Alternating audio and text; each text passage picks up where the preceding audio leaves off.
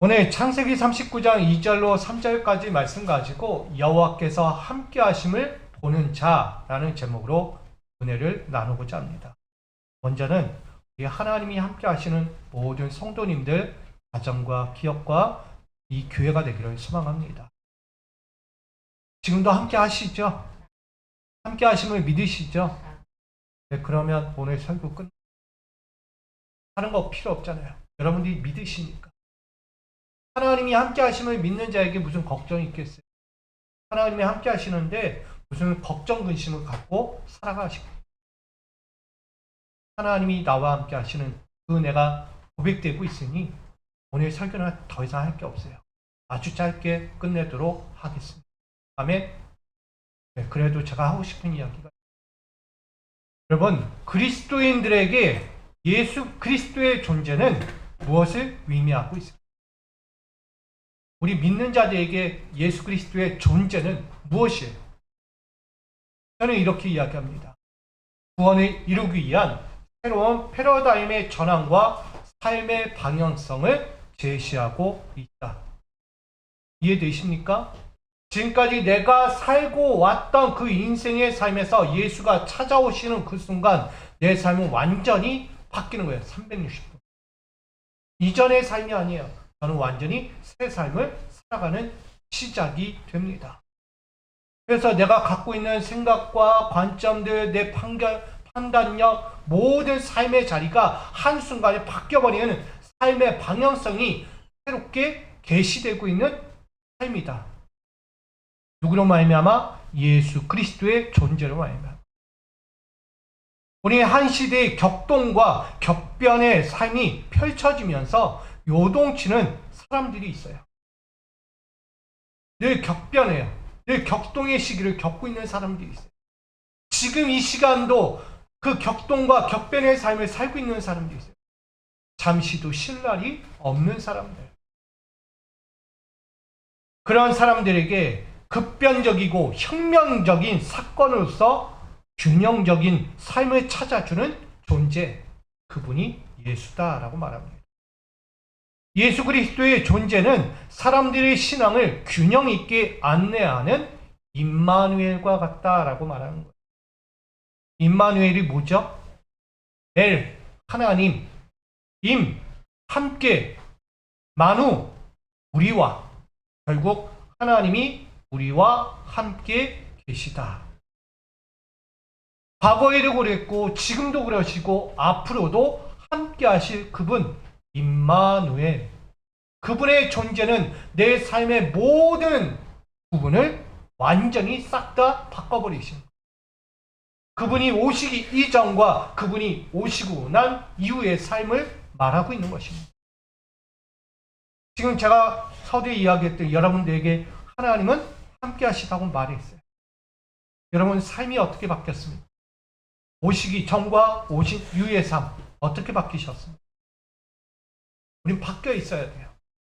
아직도 나는 주님과 함께하고 있는데 나는 바뀌지 않아요. 내 생각도 그렇고 내 판단력도 그렇고 내 삶의 방식도 바뀌지 않은 모습들이 혹시 드러날 수도 있는 거예요. 우리에게 이 임마누엘 되신 주님은 바뀌기를 원하고 있습니다. 그분의 존재는 과거의 삶이 아니기 때문에 그분의 삶은 새로운 미래의 삶입니다. 그러기 위해 여러분 지금부터 바뀌기 시작하기를 소망합니다. 이사야 7장 14절은 이렇게 증거하고 있습니다. 그러므로 주께서 친히 징조를 너에게 주실 것이라. 보라, 처녀가 잉태하여 아들을 낳을 것이요 그의 이름을 임마누엘이라 하리라. 아멘.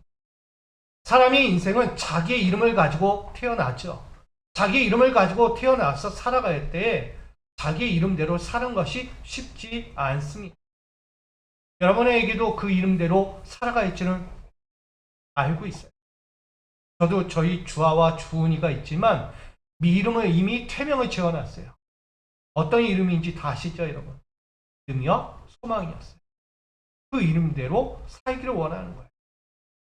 왜 그 이름, 주아와 주은이의 이름에 앞서서 태명을 먼저 짓고 그들에게 그런 인생을 살기 원할까요? 그것이 바로 하나님의 마음이기 때문에. 하나님의 계획과 하나님의 마음은요, 그 자녀들이 그 뜻대로, 그 삶대로, 그 계획 안에서 살아가기를 원하고 있는 거예요.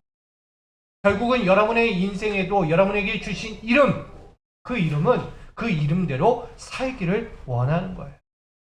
그 이름에서 벗어나지 않기를 원하는 거예요. 부모가 이름을 지어줄 때 그저 그렇게 짓잖아요. 옛날 시절에는 막 지었어요. 아무 뜻도 없이 그냥 듣기 편하게, 때로는 너무 무식하게 지은 이름도 있어요.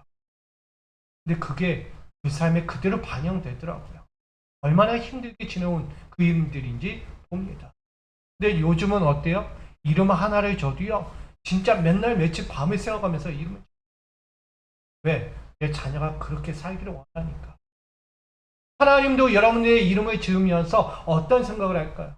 내 자녀가, 내 하나님의 자녀가 이 뜻대로, 이 이름대로 살았으면 좋겠다라고 생각하는 거예요. 아무 의미 없이 여러분에게 이름을 주지 않는다. 오늘 예수도 마찬가지예요. 예수라는 이름이 뭘로 바뀌었어요? 임마누엘로 바뀌어요. 본래 이름은 뭐죠? 메시아예요. 예수 그리스도는 메시아라는 이름을 먼저 태명을 갖고 살아왔어요. 구약시대에 앞으로 태어날 그 징조, 그는 메시아다라고 말합니다. 예수 그리스도의 태명은 메시아예요. 메시아 뜻이 뭐예요? 인류를 구원할 자. 그 이름이 예수가 되었고요. 그 예수가 곧 임마누엘로 바뀝니다. 그래서 예수 그리스도의 존재는 우리의 삶에서 과거와 현재와 미래를 완전히 바꿔버리는 삶과 같은 거예요. 여러분의 인생에도 함께 하셔서 그 이름대로 살기를 원하고 있는 거예요. 결국 격동과 격변의 시대로 고통의 길을 살아왔던 이들, 저는 이거를 베아돌로 로사라고 이야기합니다. 여러분 다 아시죠? 이 제목. 노래도 나와요. 베아돌로 로사. 고통의 길이라고 이야기합니다. 사람들은 격동과 격변의 인생에서 비아돌로 로사의 인생을 살아가고 있어요. 지금도, 앞으로 살아갈 이들도 있습니다. 그러한 백성들을 구원하기 위해서 예수는 동정녀 여인에게 성육신하시고 바로 곁에 오시고 함께 하시며 그들의 삶에서 직접 보여주시고 계십니다. 그것은 영적 신앙생활과 기독교 신앙 윤리 가운데 찾아오셔서 성과 악에 대한 판결, 그 앞에서 알려주고 있는 거예요. 성과 악이라는 이 판결 앞에서 여러분은 어떻게 살아가고 있는가? 결국은 선택과 혼선의 장애를 겪고 있는 사람들, 격동과 격변의 인생에서요, 선택과 혼선의 장애를 갖고 살아가는 사람들, 그런 사람들에게 알려주고 계신 거예요. 뭘로? 임마누엘로서. 그래서 옳고 바른 것은 반드시 택하고 잘못된 것은 경멸하며 버리며 견제하도록 사람들 바로 곁에 임마누엘 되셔서 죄악들로부터 돌이키도록 말씀하고 계신 것입니다. 감사하시죠?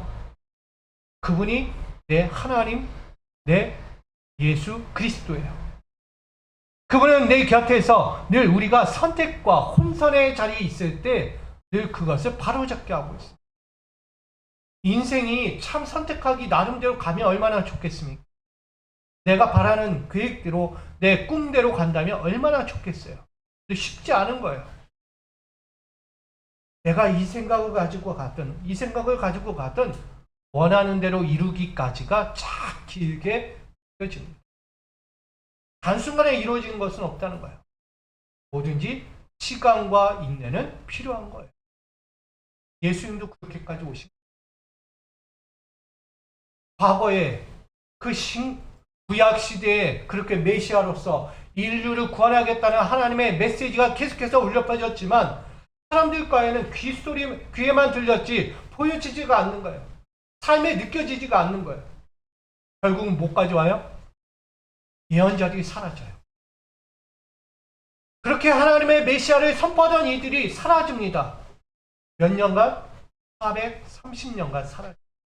그 시기 말라기 이후에 마태까지 오는 그 과정이 430년.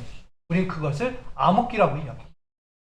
누구 하나 말하지 않아요. 누구 하나 들려주지 않고 누구 하나 이끌어가지 않아요. 자기 생각과 자기 위지와 자기 꿈과 자기 계획대로만 그 40년간 암흑 시기를 살아갑니다. 그 시기가 뭐예요? 격동과 격변의 시기예요. 자기가 알아서 살아야, 자기가 알아서 신앙생활을 해야 하고 자기가 알아서 믿음을 가지고 살아야 하는 거예요. 그 암흑기 동안에 온전했을까요? 메시아는 온다고 했는데 보여지지 않아요. 들려지지 않아요. 언제 올까? 언제 올까? 기다려도 보이지 않는 메시지. 결국은 그렇게 그들 앞에 하나하나 천천히 등장하잖아요. 세례 요한을 통하여 복음이 시작되잖아요. 세례 요한은 누구죠? 예수의 친구예요. 동시대에 태어났어요. 동시에 태어나서 세례 요한은 먼저 외칩니다. 메시아가 오린다. 드디어 메시아가 오신다라고 외쳤어요. 비로소 예수가 등장하잖아요. 뭘 이야기합니까? 임마누엘 되시는 예수 그리스도의 존재는요, 우리에게는 격동과 격변의 시기 가운데서 내 믿음을 잃어가고 내 신앙의 자리를 잃어갈 때 찾아오고 있는 거예요. 그러면서 알려준 거예요. 외치고 있어요. 회개하라. 천국이 가까이 왔다. 저는 우리 코로나 시기를 2년 반 겪으면서 이때가 됐구나. 격동과 격변의 시기를 겪으면서 우리는 이렇게 힘들게 신앙생활을 했고 믿음을 지키고 내 자리에서 굳게 살아왔구나 라는 것을 누구 하나 말하잖아요. 잘하십시오. 예배드리십시오. 이렇게 하십시오. 말하지 않았어요. 자기 신앙 자기가 지켜가면서 살아왔다는 거예요. 근데 참 신기하게도 믿음을 지키는 자와 믿음을 지키지 못하는 자의 모습이 등장하게 되죠. 때로는 믿음이 있으나 반문을 가지고 살아가는 거예요. 과연 하나님 계셨는가? 하나님은 그러한 하나님인가? 이렇게 외치며 살아온 이들도 있어요. 결국은 자신이 볼 때 이것이 옳은 것인지 그릇된 것인지 구별하지 못할 만큼 그렇게 신앙생활을 해오고 있었다는 것이죠. 근데 오늘 예수라는 삶은, 예수라는 존재는 우리에게 그렇게 살아가는 삶에서 옳고 바른 것, 그리고 아닌 것에 대해서 구별할 수 있는, 선별할 수 있는 눈을 뜨게 하십니다. 바로 선택과 혼선의 장애를 갖고 있는 사람들에게 임마누엘은 새로운 영역을 허락해 주십니다. 그분에게서는 이런 메시지가 있는 거예요. 말라기 2장 6절은 그 예언을 합니다. 함께 있습니다. 시작. 그의 입에는 진리의 법이 있었고 그의 입술에는 불의함이 없었으며 그가 화평함과 정직함으로 나와 동행하며 많은 사람을 돌이켜 죄악에서 떠나게 하였느니라. 아멘. 하나님이 자신이 육신의 몸을 입고 이 땅에 오신 거예요. 바로 예수 그리스도. 그 자신이 육신의 몸을 입고 예수가 되셔서 오늘 우리 가운데 함께하고 계신 거예요. 뭐 하도록? 죄악에서 돌이키도록. 나는 아니겠지요. 나는 지금도 잘하고 있습니다. 내 신앙에서 변한 것은 없습니다. 변질되어 내가 썩어져가는 모습은 없습니다. 라고 말할 때에도 그분은 함께하고 계십니다. 왜? 그 모습 지키라는 거예요. 그 모습에서 변하지 말라는 거예요. 그 신앙에서 떠나지 말라는 거예요. 임마누엘은 그런 모습이에요. 만약 흐트러지고 넘어졌다면 돌아오라고 이야기하는 거예요. 지금 우리의 자리는 그런 것과 마찬가지예요. 영적 암흑기에 빠진 인생들이 회개하고 돌이키도록 신앙의 완벽한 구원자가 동행하시는 거예요. 그리고 하나님 나라의 백성으로 완전한 회복과 영원한 축복을 바라보고 누릴 수 있도록 균형 있는 삶, 균형 있는 신앙, 균형 있는 그 믿음의 길을 찾아주고자 하는 것이 바로 그분의 존재였다는 것입니다. 자, 우리는 그분의 존재 가운데 서 있습니다. 고백했듯이 그분과 함께하고 있습니다. 우리는 그분 앞에 서 있습니다. 그러니 우리는 그분의 존재를 의심하지 말아야 합니다. 그분 앞에서 내 신앙을 절대적으로 믿고 의지하고 신뢰하셔야 합니다.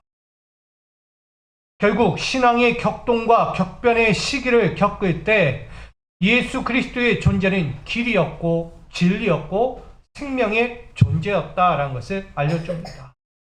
구원을 이루기 위한 새로운 패러다임의 전환과 그 삶의 방향성을 계시하고 있었다는 것입니다.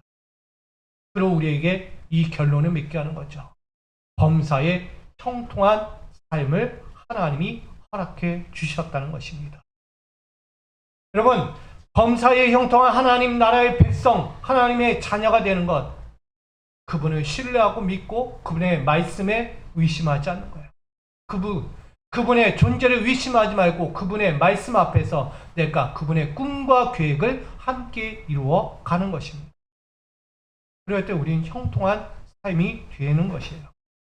즉, 그리스도인들에게 예수 그리스도의 존재는 범사에 형통한 하나님 나라의 백성으로 인도하시는 임마누엘이시다라고 말하는 것입니다. 그분의 존재를 의심하지 마세요. 지금 내가 살면서 겪고 있는 격동과 격변의 삶이 왜 나에게 이런 삶입니까? 왜 나에게 이렇게만 가십니까? 나는 왜 이런 삶에 살아갈 수밖에 없습니까? 라고 원망 불평하지 말라는 거예요. 절대 그 삶으로 놔두지 않아요. 하나님은 그 삶을 바꾸시는 거예요. 뭘로? 형통한 백성으로. 범사에 형통하도록.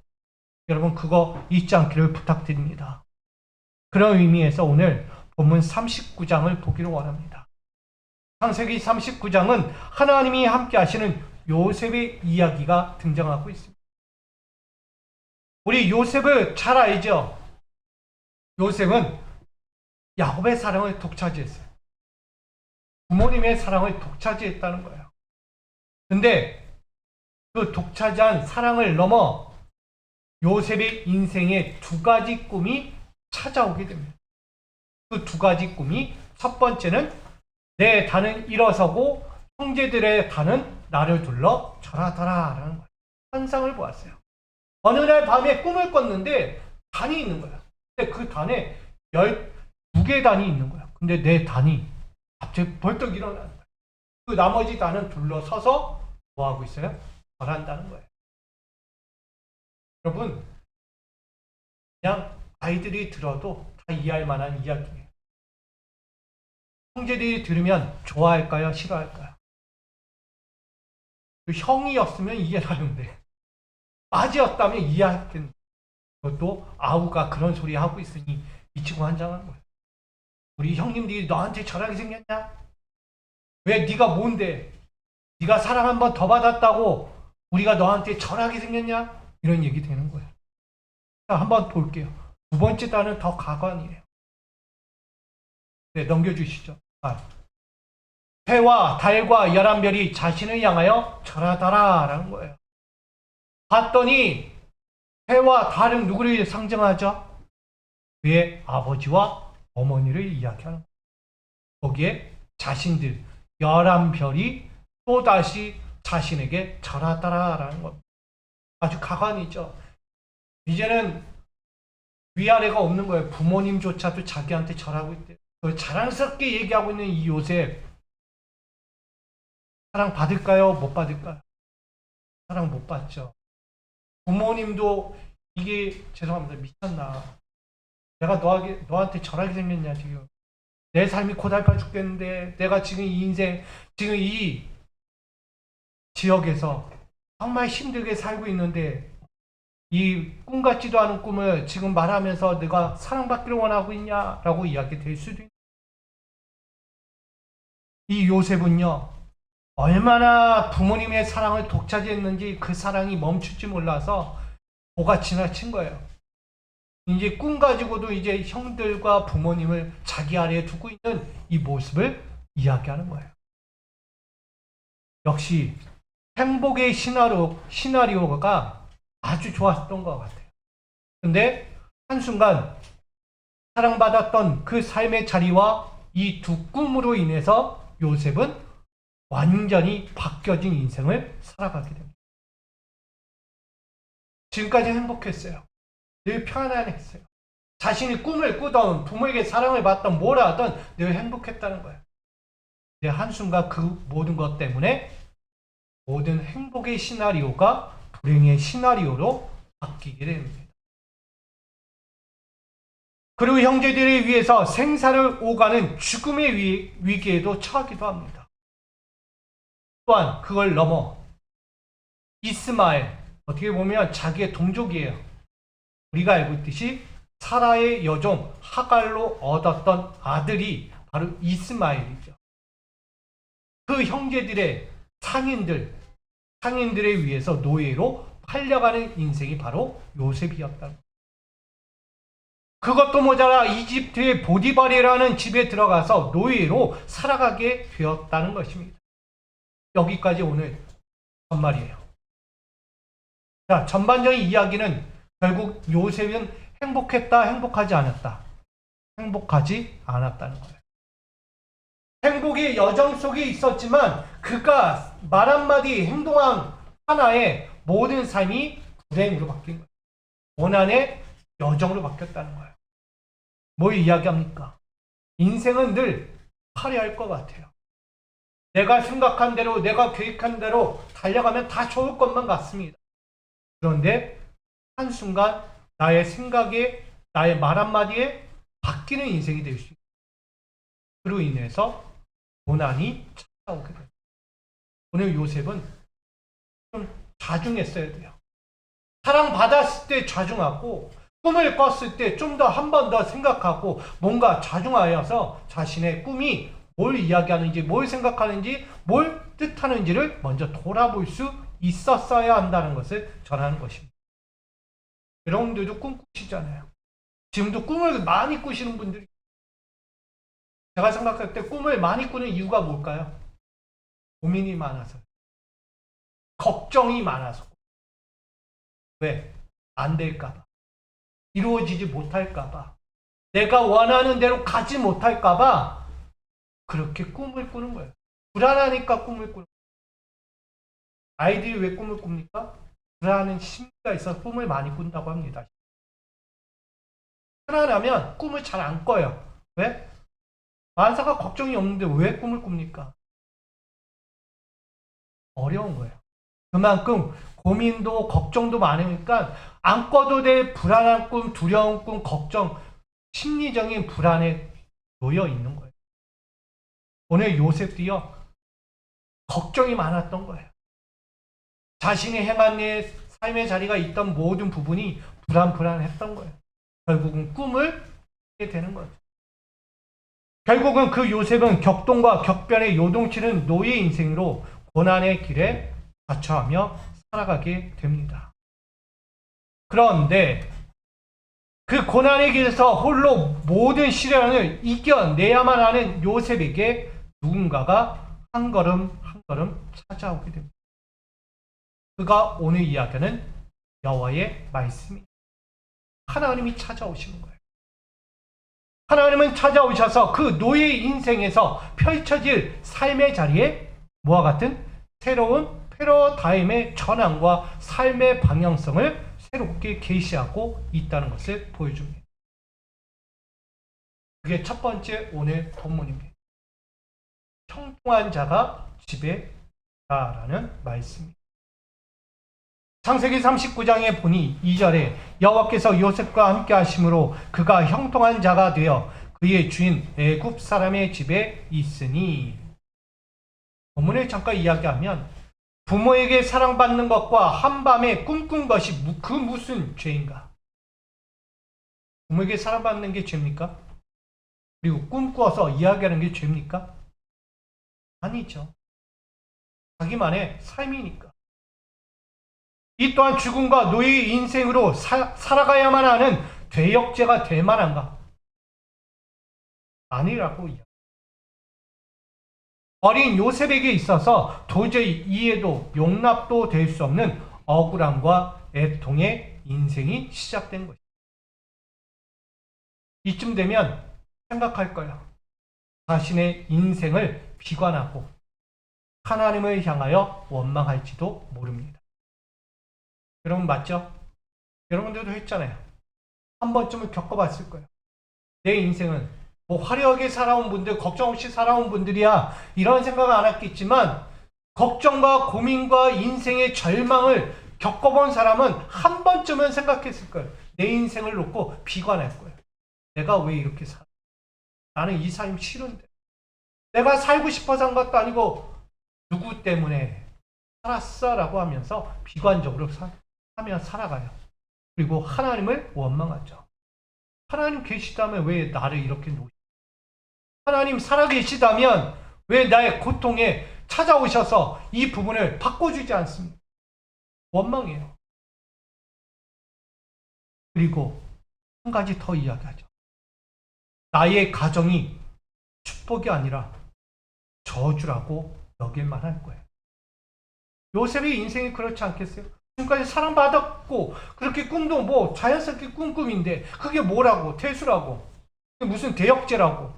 그것 때문에 내 가정에서 멀어지고 내가 노예로 끌려가고 절대절명에 죽을 수밖에 없는 위기에 놓이는 이 요셉의 입장에선 내 가정조차도 나에게 축복이 아니구나. 거긴 저주였구나 라고 여길 수밖에 없는 것. 그렇게 격동과 격변의 삶으로 강조에 동원되듯이 요셉은 살아갈 수밖에 없었다는 것. 그런 그가 무슨 정신무장을 했더니 세상을 마주하고 있는 사람의 모습을 보게 되는 거예요. 그것은 자신의 인생의 저주처럼 펼쳐지는 현실 앞에서도 묵묵히 고통의 길, 십자가의 길을 향하신 예수 그리스도의 삶을 연상하게 합니다. 우린 이사야 53장 3절 상반절을 보게 됩니다. 함께 있습니다. 시작.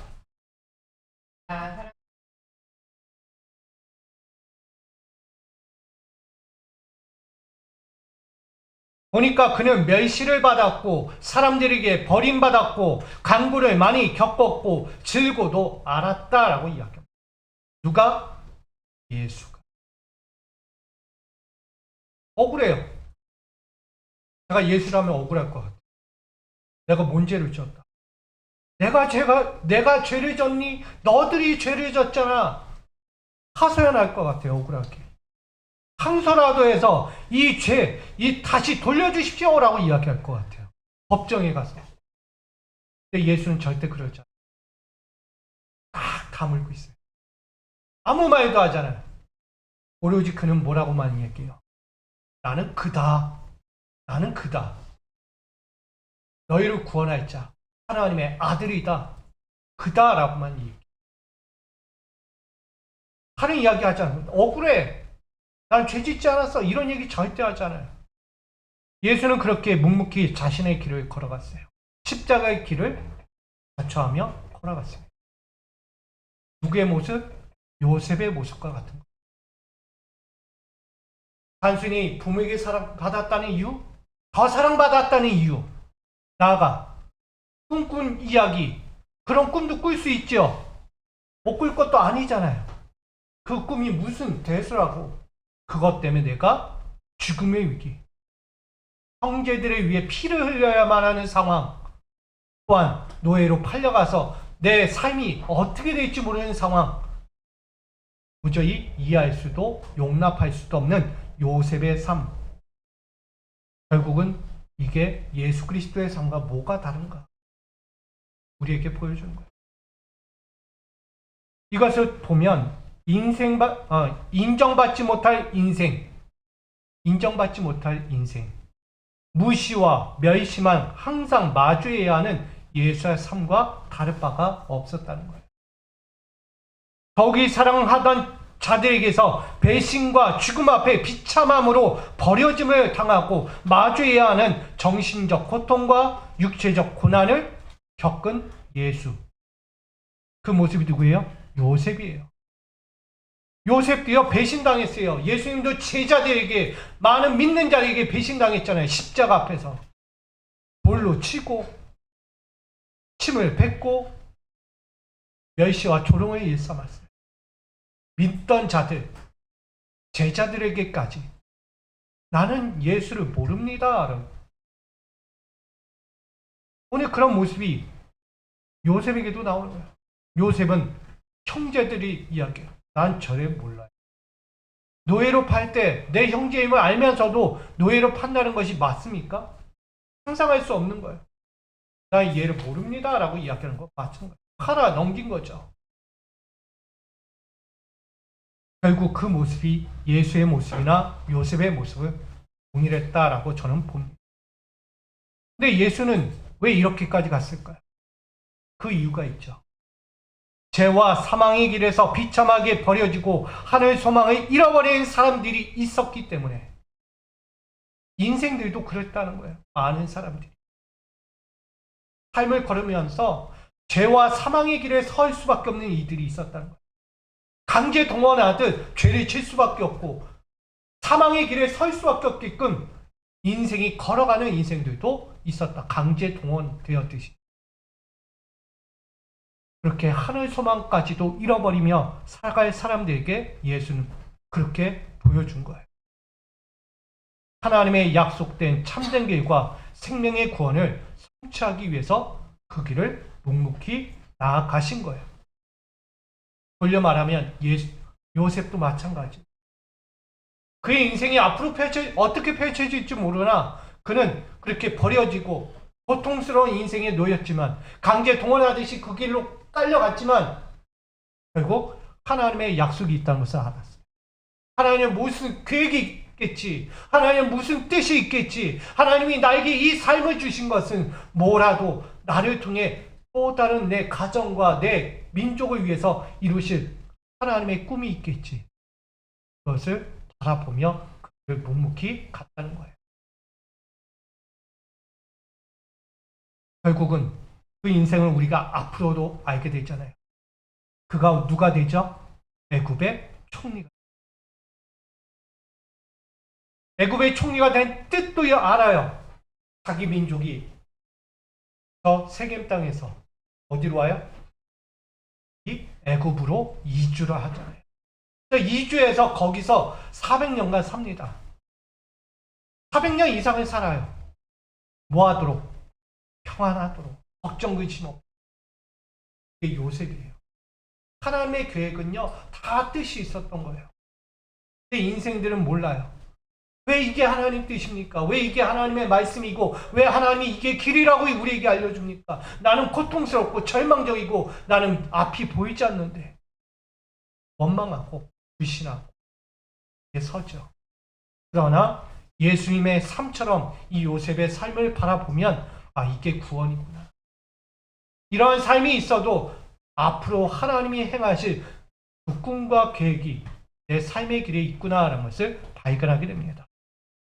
이처럼 박대와 배척의 대상으로 고통의 길, 십자가의 길을 향하셨던 예수님처럼 요셉도 동일하게 인생의 격동과 격변의 삶을 마주하였다라고 말합니다.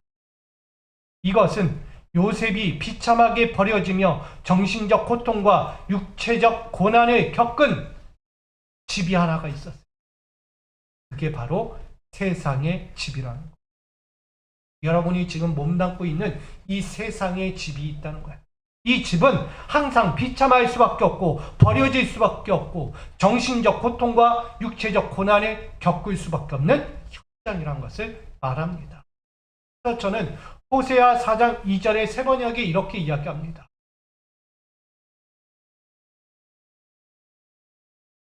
있는 것이라고는 저주와 사기와 살인과 도둑질과 가늠뿐이다. 사륙과 학살이 그칠 사이가 없다라고 이야기합니다. 호세아 선지자는 말하죠. 그 땅에 악이 멈출 날이 없다. 늘 버려지고 늘 고통당하고 늘 살인과 도둑질, 죄악이 난무하는 세상, 끊어지지 않고 있는 세상을 보고 있는 호세아 선지자. 이것을 보면서 뭐라고 이야기했어요? 참하다. 내 인생이, 내 민족이 왜 이렇게 살아야만 할까? 하나님의 민족이라고 이야기하고 하나님의 백성이라고 말을 하는데 왜 이 민족과 나라가 이렇게까지 쑥대밭 떼듯이 그치지 않는 악이 난무할까? 이것을 비롯하여 세상의 집이라고 이야기합니다. 세상의 집은 타락과 죄악의 현장에 버려져 겪을 수밖에 없는 비극적인 세상, 이것을 마주하는 요셉의 집이라고 말하는 거예요. 요셉의 집은 지금 세상이에요. 무엇 하나 도움이 되지 않아요. 가도 저주 같아요. 마음과 삶의 생각 가운데서는 축복일 거야. 이건 하나님이 또 다른 생각이 있겠지라고 말을 해도 삶의 자리는 뭐예요? 저주와 같은 거예요. 저주. 벗어나지 못할 만큼 세상의 집, 요셉의 집이 되고 있는 것입니다. 그런데 하나님께서 급변적이고 혁명적인 말씀을 오늘 하나 주고 계신 거예요. 그게 뭐라고요? 형통한 자가 집에 있도다라고 말합니다. 이 두 가지 내용이 있어요. 하나님의 은혜로 마주하게 될 사람, 하나님의 복으로 멈춰서는 안 될 사람, 이것을 요셉을 통해 말하고 있습니다. 세상의 집이라고 해서 다 그렇게 비참하게 버려지고 고통의 삶만 걸어야 할까요? 아니라는 것을 말합니다. 세상의 집일지라도 가운데 하나님의 새로운 혁명이 일어나야 돼요. 그것을 이렇게 이야기하죠. 하나님의 은혜를 마주하게 될 사람. 고통이 있으면 뭐가 있겠어요? 치료가 있겠죠. 회복이 있겠죠. 눈물이 있으면 뭐가 있을까요? 기쁨이 있겠죠. 좌절과 고통의 인생이 있다면 이겨낼 힘과 용기와 그 삶의 반전이 있는 거예요. 왜 우리는 과거에서 끝나요? 절망과 실패, 더 이상 안 돼라는 것에 끝나고 마는 인생들이 있다는 거예요. 하나님은 그걸 원하지 않아요. 요셉의 집을 보세요. 세상의 집이라는 거예요. 근데 세상의 집을 하나는 그냥 놔두지 않았어요. 뭐 했다고요? 완전히 고치세요. 뭐 하도록? 하나님의 은혜를 마주하게 될 집으로 바꾸시는 거예요. 나아가서 그 자신을 복이 멈춰서는 안 될 사람으로 말하고 있는 거예요. 저는 우리 모두가 그렇게 되기를 소망합니다. 여러분 집은요, 복을 마주하게 될 집이에요. 할렐루야. 여러분 집이 저주 같았습니까? 내 방이 저주 같아요? 아니에요. 하나님은 그 집에, 내 방에 축복을 주기 원하세요. 마주하도록. 제가 전도사님 집에 가서요, 이사했을 때 신방을 했어요. 이사 신방을 하면서 제가 그 집에 누우라고 했어요. 이사 신방날 그 자리에 누우라고 그랬어요. 그리고 외치라고 그랬어요. 내 집이다. 하나님이 주신 집이다. 하나님이 이 집에 축복하셨다. 그 집에 누가 누워있어요? 내가 누워있는 것 같아요. 다른 사람 누워있지 않아요. 내가 그 집에, 내 방에 내가 누워있는 거예요. 그 집. 제가 이사 신방 가서 그렇게 했어요. 눈물 찰찰. 없을 것만 같고 누리지 못할 것만 같은 집에 하나님의 하고 있는 것을 우리 모두 똑같아요. 지금 여러분이 있는 그 가정을 축복으로 여기셔요. 왜 자꾸 저주로 여기십니까? 왜 자꾸 환란의 가정으로 여기고 내 직장으로 여기고 내 교회로 여기십니까? 아니에요. 하나님이 절대 그렇게 놔주지 않습니다. 세상의 집으로 버려두지 않는다는 거예요. 하나님은 보게 하시는 거예요. 요셉을 통해 보게 하세요. 요셉은 뭐한 사람? 그런 요셉이라고 했잖아요. 꿈을 꾼다는 것은 없는 것에서 보게 하는 거예요. 보지 못할 것에서 보게 하고 누리지 못할 것에서 누리게 하시는 것이 하나님이에요. 그 하나님이 요셉을 통해 말씀한 거예요. 형통한 자가 그 집에 있도다. 오늘 요셉 한 사람만을 자녀로 삼으신 것이 아니죠. 그 가문과 열방에 복을 주기 위해서예요. 또한 현실과는 정반대로 복의 근원으로서 마주하고 형통을 전파할 사람으로 말씀하고 있는 것입니다. 저는 그래서 이렇게 정의하고 있습니다. 한번 같이 읽어볼까요? 시작. 무고한 고난과 역경의 현장에 서 있는 요셉을 향하여 신뢰와 승리의 역설적 현장으로 서게 될 요셉을 축복하고 계십니다. 아멘. 뭘 이야기하느냐? 지금 박대하고 배척당했던 요셉이에요. 누구로부터? 가정에서, 형제들로부터. 많은 세상 앞에서 그렇게 살아갈 인생이었어요. 늘 무고한 고난에 빠져 역경을 겪어야만 하는 예수님의 인생처럼 요셉도 그런 인생을 살아가고 있어요. 그런 인생에게 찾아오셔요. 나 신뢰하니? 나 신뢰하니? 나 믿고 있니? 라고 묻고 있는 거예요. 그런 자에게 뭘 주세요? 반전의 승리. 역설적인 현장을 주신다는 거예요. 지금의 삶이 아니라 바뀌어진 내 인생을 보게 될 것이다. 그게 바로 형통한 자예요. 그 형통한 자를 통해서 오늘 한 사람, 그 요셉만을 형통으로 바꾸지 않아요. 그가 처한 집, 보디발의 집에 함께 형통을 명하고 계십니다. 누구의 집이 바뀌어요?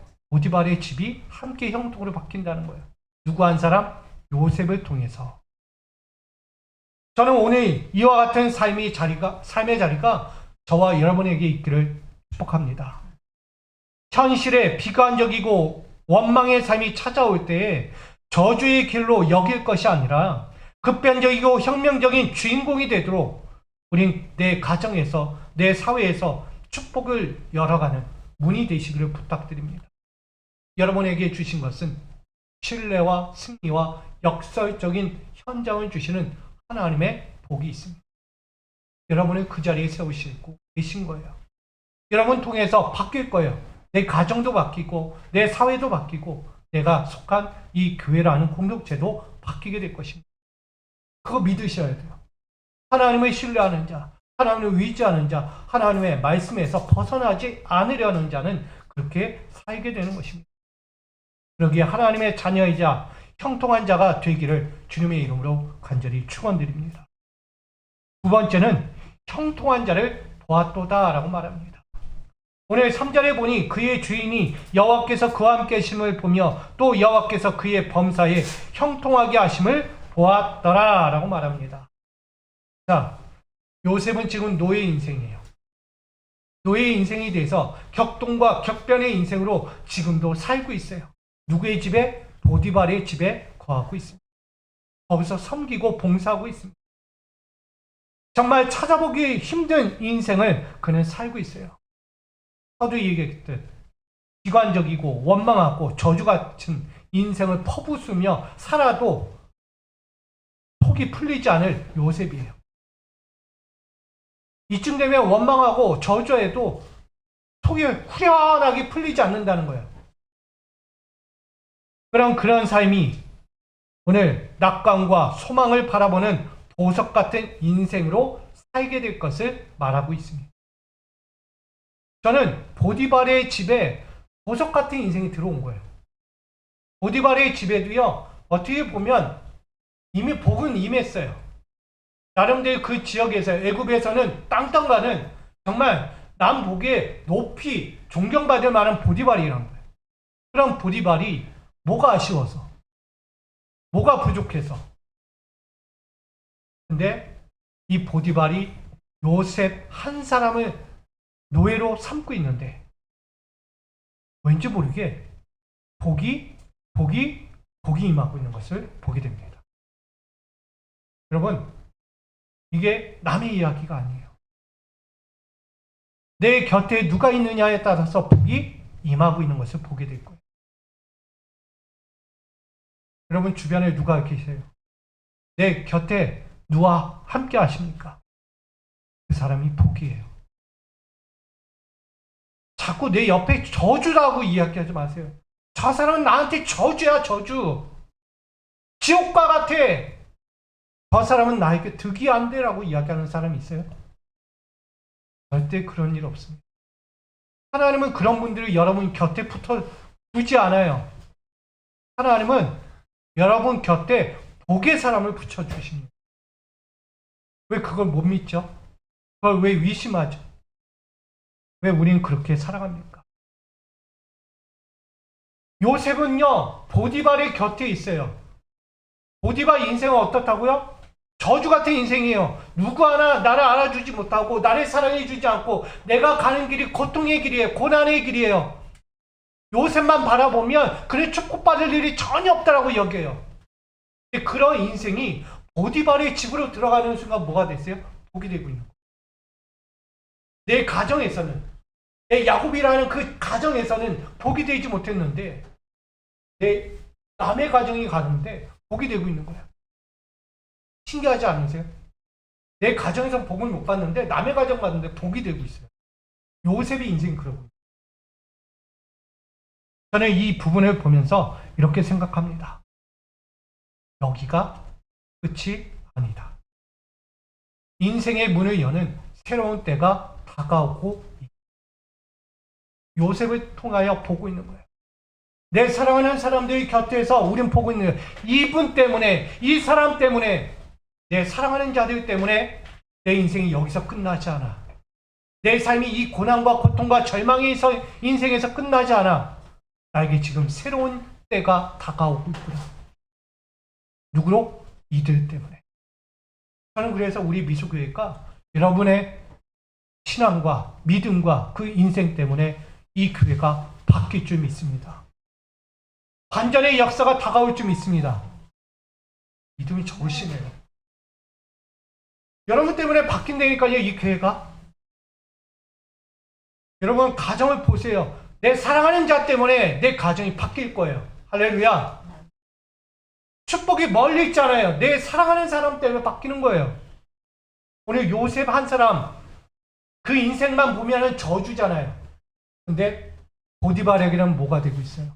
저주가 아니라 축복이잖아요. 그 집에 평강을 주는 자예요. 인생에 뭐라도 바뀔 영광의 사람이에요. 보디발이 얼마나 끌어안고 싶겠어요. 얼마나 곁에 두고 싶겠어요. 얼마나 그와 함께 하기를 원했겠어요.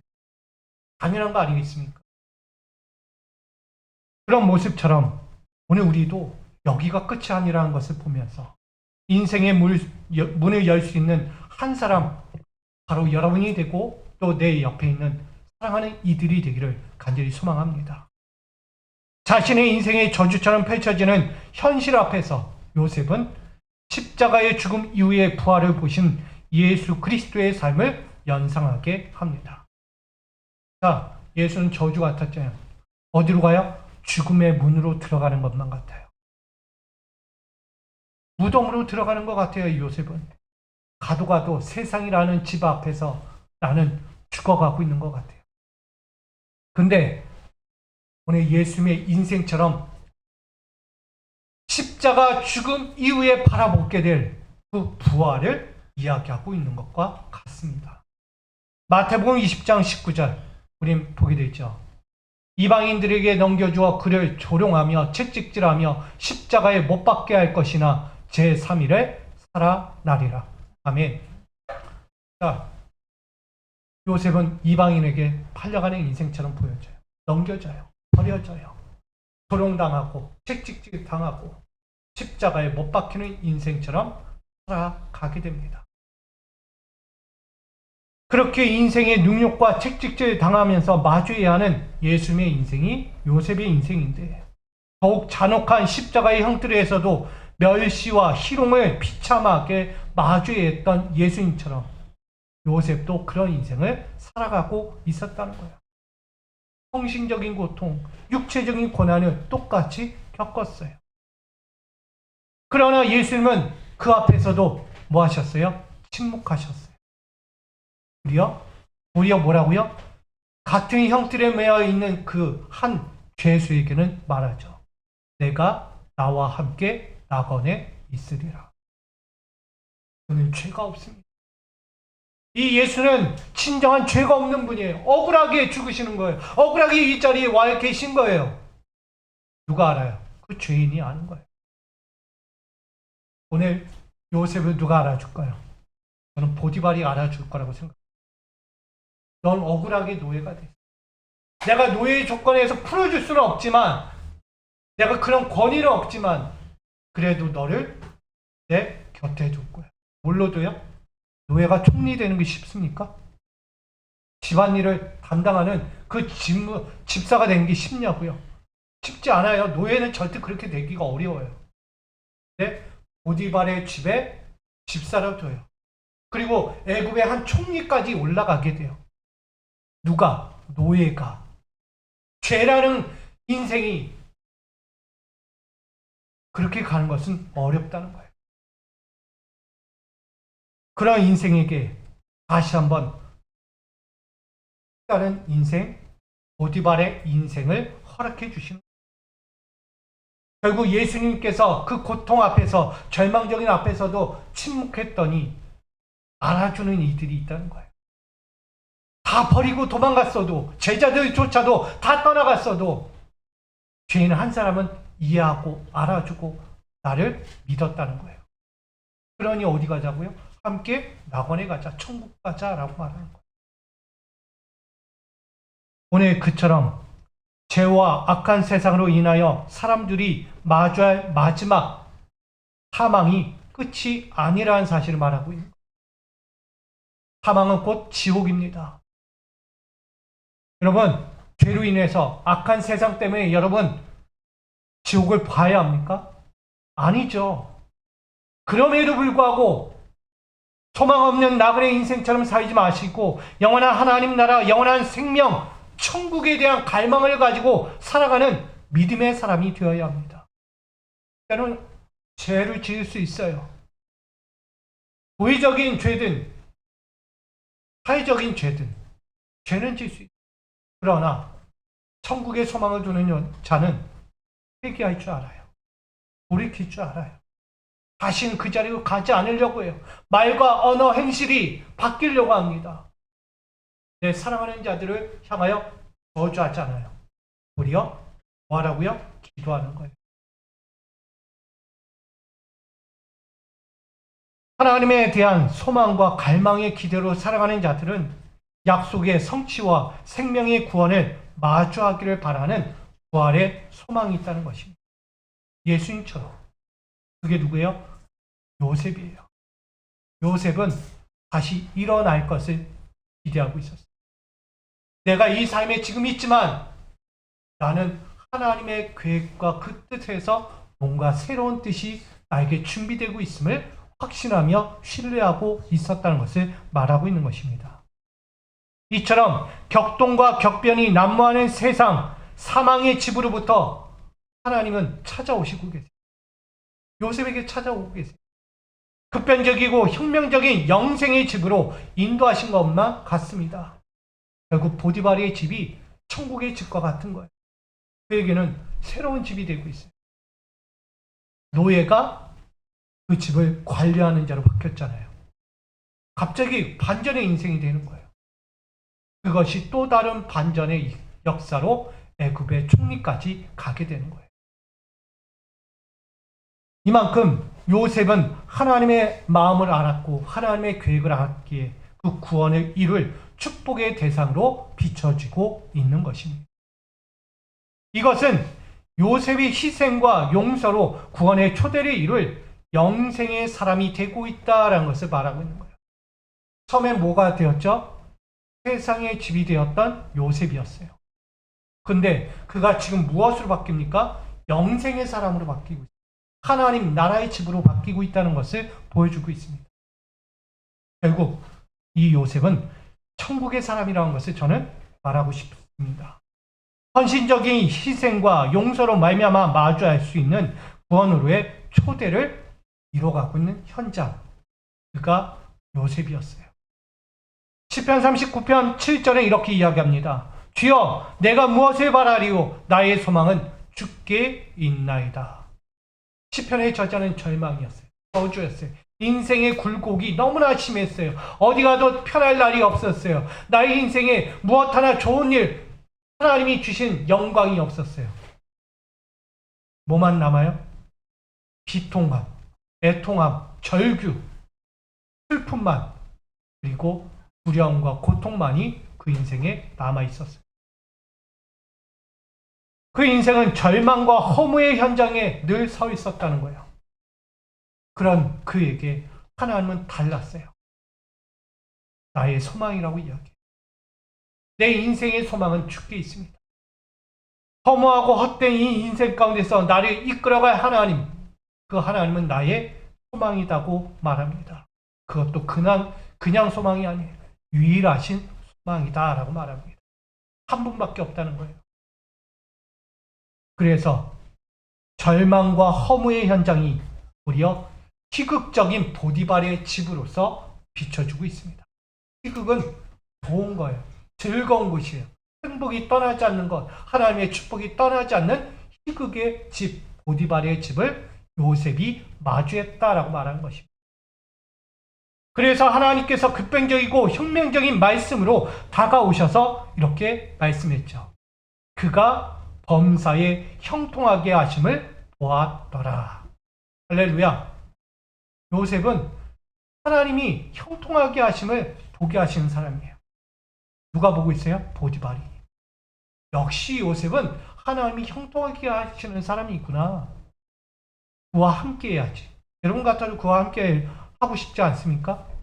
축복받는 사람 옆에 있어야 나도 축복받는 거예요. 저주받는 사람 옆에 누가 있어요? 저주가 되는 거예요. 그래서 우리 아이들에게도 이야기해요. 조금은 좀 못난 이야기이기도 하지만 착한 친구 옆에 있으라고. 못된 친구 옆에 가지 말라고 이야기. 내 자식에게. 왜?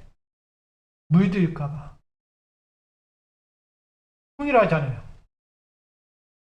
하나님이 형통하게 하는 사람 옆에 누가 있어야 돼요? 보디발이 있어야 되는 거예요. 왜? 그가 그를 새롭게 변화시킬 통로였기 때문에. 요셉의 인생을 바꿔줄 통로였어요. 보디발은. 그래서 하나님은 그의 인생 가운데 보게 하시는 거예요. 보디발의 눈에 요셉은 보다 범사에 형통하다. 가식적이지 않아요? 범사에 형통하대요. 요셉이. 맞습니까? 봐도 범사에 형통할 일이 없는데. 그 인생을 보면 저주인데 어떻게 그를 보니 범사에 형통하더라라고 말할 수 있겠어요? 도저히 말할 수 없는 이야기. 근데 그를 향해 범사에 형통하시다라고 이야기합니다. 보았더니 두 가지가 나와요. 주위의 모든 자에게 형통을 만드는 사람이었다. 그가 있는 자리마다, 그가 가는 곳마다 뭐가 임했다? 복이 임했다. 나아가 하나님의 섭리하신 형통을 뭐하는 사람? 알리는 사람, 선포하는 사람이 되고 있다는 거예요. 요셉이 가는 그곳에서 자기의 형통을 넘어 하나님이 함께 하시는 사람. 할렐루야. 하나님이 함께 하시는 사람이 저기 요셉이다라고 이야기해요. 그러니 그가 누구예요? 형통한 사람이죠. 오늘 저와 여러분도 그렇게 되기를 소망합니다. 여러분 주위에 형통한 사람을 만들어 가셔야 돼요. 내 형통을 만들어가는 사람들이 누가 있을까? 나로 인해서 저분이 형통받고 저분이 형통받고 저분이 형통해지는 삶이 되어야 돼요. 그리고 누가 보여야 돼요? 하나님이 보이셔야죠. 믿는 자에게 하나님이 안 보이고 세상이 보인다면 잘못된 거예요. 믿는 자에겐 하나님이 보이셔야 되고 예수가 보이셔야 돼요. 할렐루야. 그게 여러분이 있잖아요. 하나님과 함께하는 사람, 임마누엘 하나님과 동행하는 사람은 늘 그분이 보이셔야 돼요. 오늘 요셉 한 사람을 통하여 보디발에 속한 모든 자에게 형통의 복을 만들어가는 동시에 그 가문과 열방에 하나님의 충만한 복을 선포하기 위해서 지금 세워졌다라고 말합니다. 요셉은 비관하는 삶, 원망하는 삶, 저주 같은 삶의 현실 살아갈 수밖에 없어요. 그런데 정반대로 하나님은 그에게 형통한 사람의 삶을 말하고 있어요. 인생의 무게와 환경에 있지 않다는 것을 말씀하고 있어요. 사람은 인생의 무게를 칠 수밖에 없습니다. 다 짊어지고 가는 거예요. 각자. 어느 누구 하나 삶의 무게를 다 지고 간다는 건. 그런데 그 인생이 무거울까요? 가벼울까요? 하나님은 가볍게 하세요. 안 짊어질 수는 없어요. 짊어지되 가볍게. 아파도 적당히 아프고 고통스러워도 적당히 고통스럽고 좌절해도 적당히 좌절하게 만드세요. 왜? 이겨내게 하시기 위해서. 다시 일어서게 하기 위해서요. 완전히 눌러버리면 못 일어나거든요. 하나님은 여러분들이 일어나도록 하시기 위해서. 그걸 다름하여 뭐라고 이야기합니까? 성장이라고 이야기합니다. 고난이 인내가 됐고 고난이 성숙이 되는 거예요. 결국 그렇게 성장해 가는 거예요. 그래서 유익이라고 이야기했잖아요. 여러분, 이 요셉은 그렇게 삶의 인생의 무게를 짊어졌지만 가는 삶은 복이 없다라고 말하는 거예요. 그래서 저는 이렇게 정의를 내립니다. 같이 또 한번 읽어볼게요. 시작. 무고한 고난과 역경의 현장에 서 있는 요셉을 통하여 만족과 감사의 역설적 현장을 보게 될 보디발의 가정을 축복하고 계십니다. 누구를 통해서? 요셉을 통해서. 요셉도 그 현장에서 뭐하고 있어요? 같이 함께 만족하고 있어요. 이것도 만족해요. 내가 노예 인생이 있었지만 이제는 보디발의 집에서 그의 곁에서 관리직을 맡고 있는 것도 감사해요. 노예가 아니잖아요. 한 단계 뭐 했어요? 승진했어요. 승진. 지금 말로 하면. 우리 소연이가 형사원이 있던 사원이 갑자기 승진을 하는 거예요.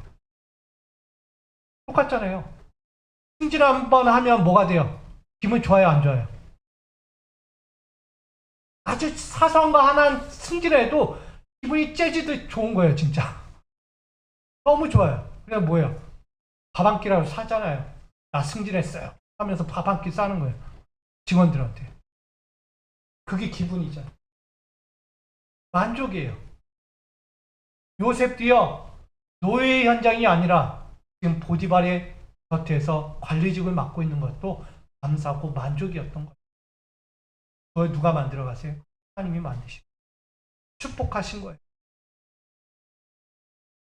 이것이 바로 박대와 배척의 종이 되었던 요셉을 하나님께서 형통한 노예로 만드셨어요. 형통한 요셉으로 보디발의 가정에서 섬기게 하신 것입니다. 저는 오늘 저와 여러분에게도 동일한 삶이 될 줄 믿습니다. 인생의 무게와 환경에 격변하는 삶이 찾아올 때에 저주를 여길 것이 아니라 범사의 만족과 감사로 자족하는 사람들이 되어서 내 가정과 사회와 축복의 거울로서 보여지고 들려지고 함께 나눌 수 있는 하나님의 자녀이자 형통한 자녀가 될 수 있기를 간절히 축복합니다. 저는 여러분들이 그렇게 될 줄 믿어요. 지금의 자리가 아니고요. 누군가의 현장에서 누군가의 거룩한 현장에서 축복을 전할 형통의 사람이 될 줄 믿습니다. 저는 여러분들이 그렇게 사셔야 된다라고도 믿어요. 평생을 죽을 때까지 주님 만날 그때까지 그렇게 사셔야 된다라고 믿습니다. 여러분 우리 그렇게 살아갈 수 있기를 다시 한번 주님의 이름으로 축복드립니다. 결론입니다. 오늘 여호와께서 함께 하심을 보는 자 다른 거 없어요. 범사의 형통이 삶이 되는 하나님의 자녀가 되시기를 간절히 축복합니다. 격동과 격변의 삶에 놓인 요셉은요, 비관과 연망과 저주의 현실에서 여기가 끝이 아니다. 인생의 문을 여는 새로운 때가 다가올 것이다. 라는 믿음을 버리지 않았어요. 신앙을 버리지 않았다는 거예요. 결국 하나님을 버리지 않았다는 거예요. 그때를 기다리자. 그렇게 나아갔더니 그의 삶에 뭐가 찾아옵니까? 균형 있는 삶의 존재가 찾아와요. 균형을 찾아주는 존재가 찾아왔다는 거예요. 그게 하나님이시잖아요. 하나님이 찾아오셔서 임마누엘이 되어 주셔서 그의 곁에서 삶을 바꿔가세요. 노예 인생이 보디발의 가정에서 축복을 선포하는 형통의 인생으로 바꾸게 하신 거예요.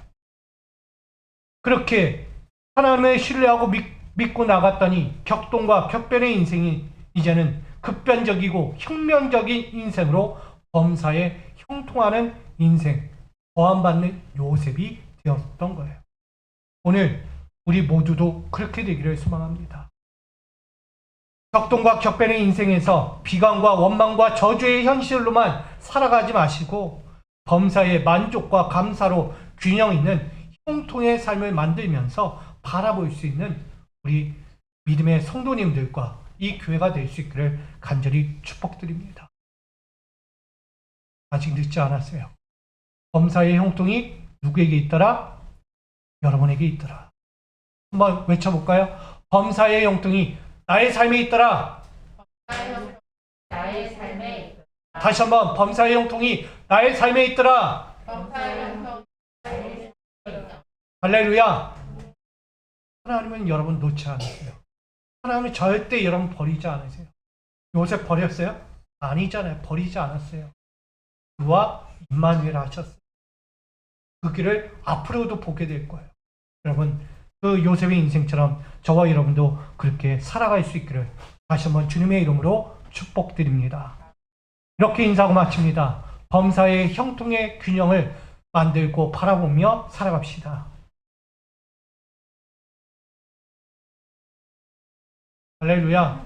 여러분 이 자리에서, 여러분 가정에서, 여러분 삶의 현장에서 함께 바라보고 만들기를 축복합니다. 사랑해 주님 감사합니다. 오늘도 우리에게 임마누엘 되신 주님을 통하여 우리의 삶의 자리가 형통의 삶으로 바뀌게 하심을 감사합니다. 요셉의 인생을 보면 저주 같은 인생처럼 여겨집니다.